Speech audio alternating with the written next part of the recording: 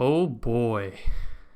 We just witnessed the craziest and arguably the dumbest trade of our lives, and none of it makes sense. Saturday night, the Mavericks just traded 25-year-old stud Luka Doncic to the Lakers for Anthony Davis, and it caught everyone by surprise. Nico Harrison of the Mavericks just did something nobody expected, and they traded away their cornerstone piece and franchise player for absolutely nothing of equal or greater value in return. And the clear intentions and agenda of this trade, I'm still trying to figure out for the Mavericks side. The fact that neither Luka or AD were even on the trade block, neither of them even requested a trade or wanted out. Luka's essentially considered untouchable by pretty much everyone, and yet two All-NBA players were essentially just swapped for one another. And for me, the most shocking thing about this whole situation is the trade itself and how the trade went down. Apparently both Nico Harrison and Rob Pelinka were in talks about this trade for about 3 weeks now.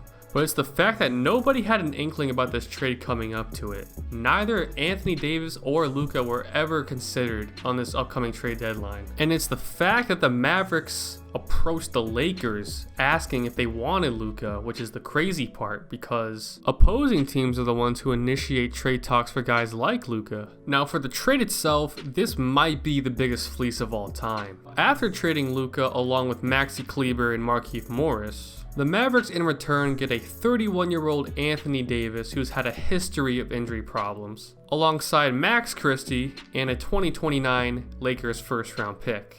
Essentially, Nico Harrison was calling Luka fat, unmotivated, and pretty much didn't want to pay him the Supermax extension this summer. Now, the Supermax extension thing I can kind of get behind, because if my superstar player was not taking his job seriously, I'm not sure I want to pay him all that money either. Now, Nico also named off a few other reasons as to why they shipped Luka off. One of those was that Luka wasn't the right culture fit. Nico said the Mavericks are more focused on building a defensive-oriented team, and Luka doesn't fit their timeline anymore.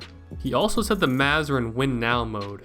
Now, there's a couple of things wrong with those claims. First off, with Luka on your team, you're always in win-now mode. Literally just a few months ago, the Mavs were 3 wins away from winning a title, and most of that is thanks to Luka. Now regarding Nico Harrison talking about the defense wins championships thing, yeah, it's cool to say, but when you have someone as offensively talented as Luka is, it would almost be stupid not to build around that. And lastly, saying Luka doesn't fit your timeline is flat out ridiculous. Like, there's a reason why Jason Kidd took this coaching job for the Mavericks. There's a reason why Kyrie and Klay came to Dallas. And I'll be honest, Nico Harrison has done a pretty good job as a GM the past couple of years.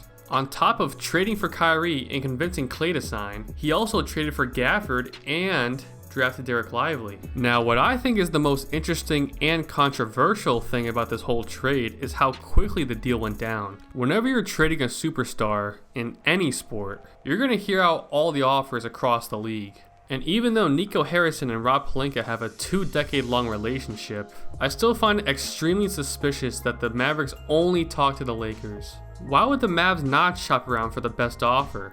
Especially considering the amount of picks the Mikal Bridges and Rudy Gobert trade offered. Now let's look at it from the Lakers' perspective. I know Rob Pelinka has been slandered by the Lakers fanbase for years now, but we gotta give him his props this time around. He was able to acquire Luka Doncic while only giving up 1 first-round pick. Rob Pelinka single-handedly made one of the most important transactions in Lakers history and changed the NBA landscape for the next decade. Like, this couldn't have come at a better time for the Lakers. LeBron's gonna retire soon, and AD never really turned into that #1 option we were expecting. Luka pretty much has the keys to the city now, and it's gonna be fun to see what team is built around him. The Lakers making this trade kind of tells LeBron that they're now going to make decisions best for the organization. Now, another point I wanted to go over is what players were actually aware of this going down. According to reports, neither LeBron, AD, or Luka had no idea this was coming. I could definitely see AD and Luka being blindsided by this, but LeBron, however, I do think he was involved. As we all know, LeBron is also called Le GM for a reason. He pretty much has a say in whatever draft or signing the team makes. So for LeBron to have no say in this and also be blindsided, I don't think the Lakers would do that to him. especially if Nico Harrison and Rob Pelinka were in talks about this for 3 weeks. So what I think happened was LeBron knew the trade was going down this whole time, but he didn't say anything to save face for the media, because if he admits that he signs off on this trade, then he looks like the bad guy again. He looks like he just sent his boy off. So to save his reputation and to save his relationship with Anthony Davis, the media pretty much told us that nobody knew. But overall, this trade will be very fun to see play out. Since Nico Harrison said the Mavs are in win now mode and their window is now, the only way this is a success for them is if they win a chip. For the Lakers, they don't really have that pressure or expectation, and we're really just going to see the team unfold for the next couple of years. Now, I'm not really a big conspiracy theorist, but I do have to mention this for the one time.